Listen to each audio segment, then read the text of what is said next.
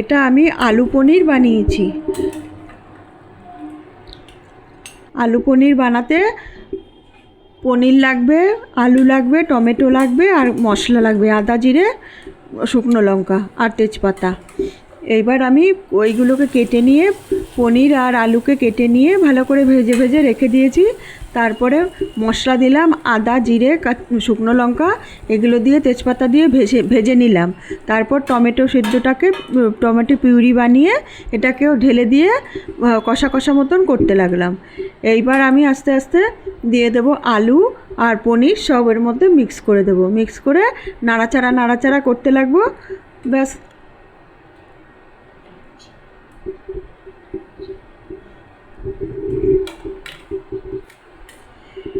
মশলা কষানো হয়ে গেল। এইবার আমি আলু পনির সব ঢেলে দিয়ে কিছুক্ষণ নাড়াচাড়া করতে লাগলাম। এই হয়ে গেল আলু পনিরের তরকারি। এটা খেতে খুবই সুস্বাদু, রান্না করতেও বেশি সময় লাগে না।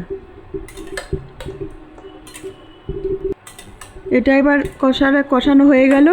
এবার কেউ একটু বেশি জল দিয়েও রান্না করতে পারেন, এর মধ্যে জল ঢেলে দিতে হবে। আবার আমি কষা মতোই করেছি। আমরা এরকম কষা মতন করলেও হয়, এর গন্ধটা খুব সুন্দর বেরোবে। এই যে হয়ে গেল আলু পনিরের তরকারি।